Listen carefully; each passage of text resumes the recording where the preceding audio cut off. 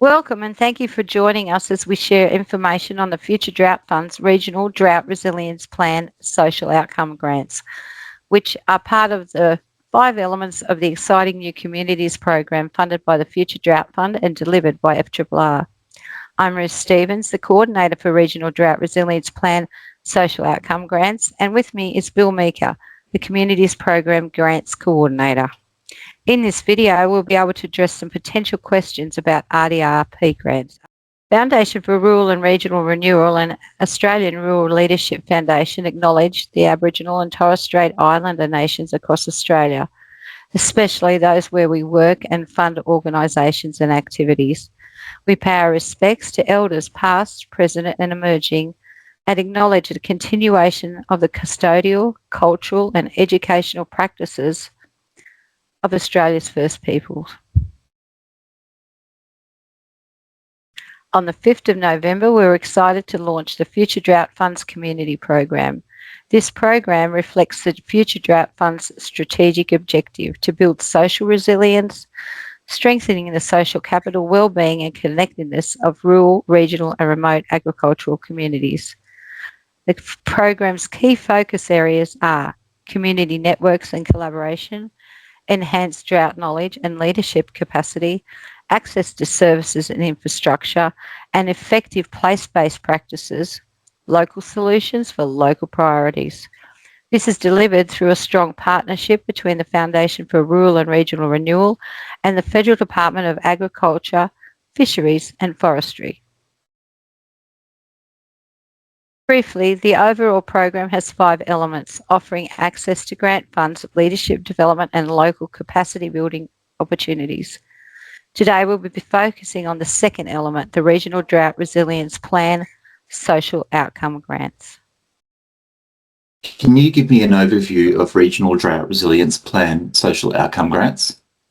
Sure, Bill. Regional Drought Resilience Plan social outcome grants is a long name. Let's refer to them as RDRP grants from here on in this presentation.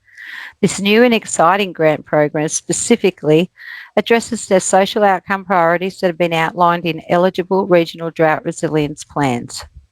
The grants are available across up to 50 RDRP regions for projects identified in an eligible RDRP or aligned with a social resilience theme in the RDRP.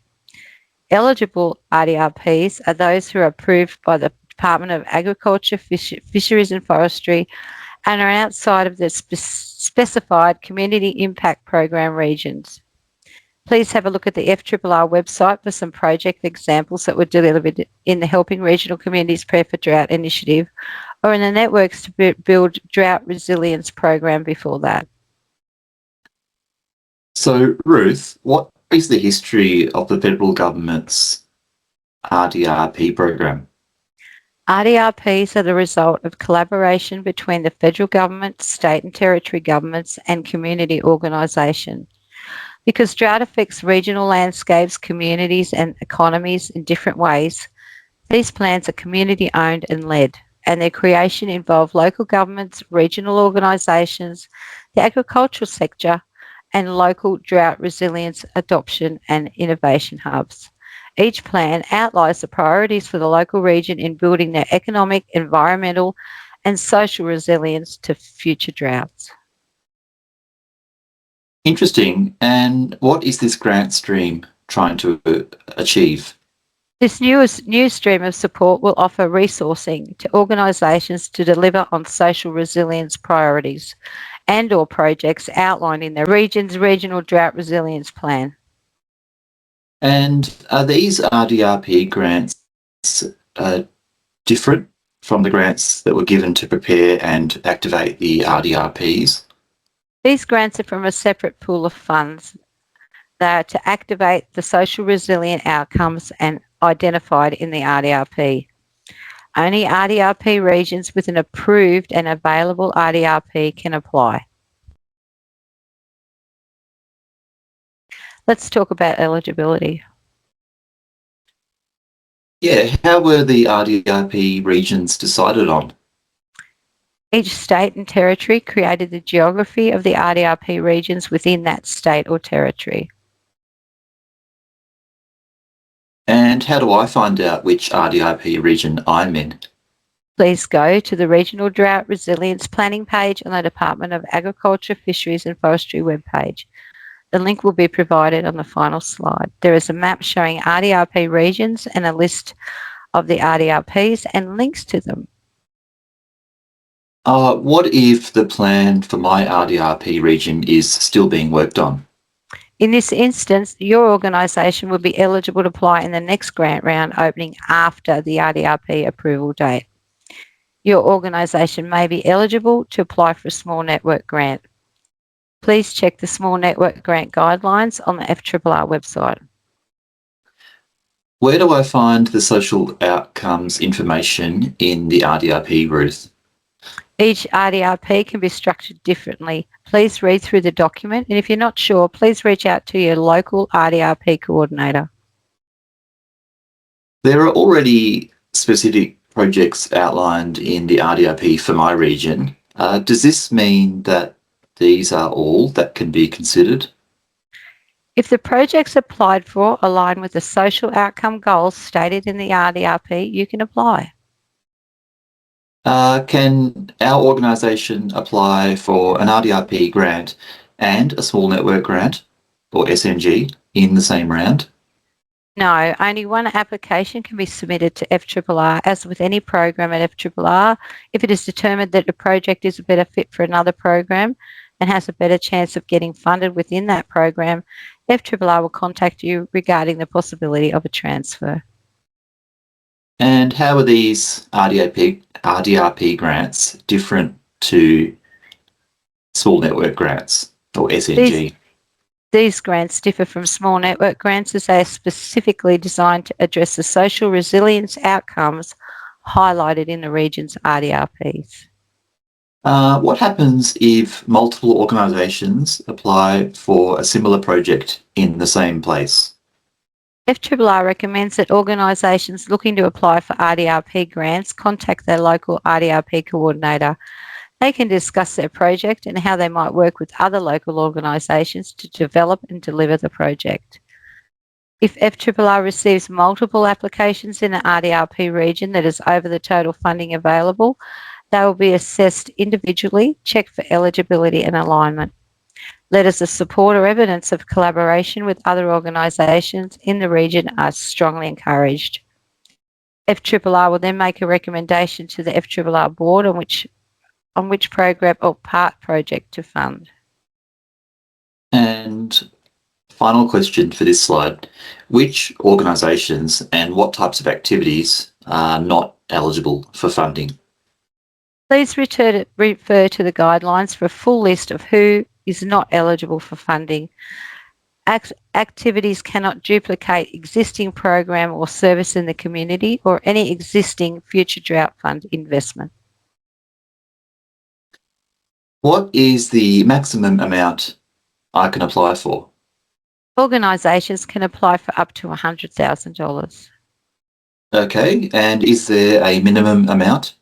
Yes, Bill, the minimum amount is $1,000. And what's the total pool of funding for RDRP grants? There is a total of $5 million available. Would one application receive the whole pool amount for that RDRP region? This could occur if there are no other applications from the same RDRP region and it is assessed as eligible. It's aligned to the social priorities or projects in the RDRP. It's approved for funding.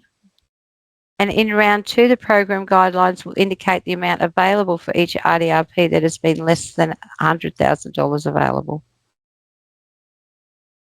What sorts of projects can RDRP grants fund? The types of projects in RDRP grants can include networks, community events, training, small-scale community infrastructure, and development and learning initiatives. Interesting. And what are the outcomes we expect to see from projects funded with RDRP grants? The expected outcomes listed on the right can range from new, expanded or diversified community-based networks to increase drought skills and knowledge and strengthen individual leadership capacity. Ruth, what are the key dates for round one? Bill, round one is already opened on the 5th of November. It closes on the 11th of December, and we expect to announce the outcomes at the end of April 2026. Okay, if the full $100,000 allocated to an RDRP region is funded in round one, will that RDRP region have more funding made available in round two or three? No, there is only $100,000 available for each RDRP region. Can our organisation apply for more than one project in an RDRP grant round? No, organisations may apply for no more than one request per round. If our organisation receives an RDRP grant, can we apply again in the next round? Yes, if there is sufficient funding left for your RDRP region. When will rounds 2 and 3 be? At this stage, round two is planned for applications in May, June 2026, with announcements in October, and project activity from October 2026 to April 2028. Round three is planned for 2027 to 2028. And how long do we have to complete the project? You'll have 18 months to complete the project. Here are two examples of successful projects from helping regional communities prepare for drought initiative. On the left, we have the Spring Bay Suicide Prevention Network, Tribunna, Glamorgan and Spring Bay, Tasmania. Accidental counsellor training provided by Lifeline Tasmania supported the community with skills and confidence in having difficult conversations. The sessions built a better foundation of supportive communication skills and local support services to turn to in times of drought or extreme events. Follow-up training and regular newsletter are sustaining the connections and support. On the other side is a project in Katanning, WA. They use planting, food growing and seed saving to build practical community responses to drought. The project engaged over 5,000 people in hands-on inclusive activities. They established a seed bank and waterwise garden to improve food security. And Ruth, who do I contact to find out more about RDRP grants? Please reach out to FRRR via the contacts on this slide. Thank you for watching. We look forward to hearing from you soon.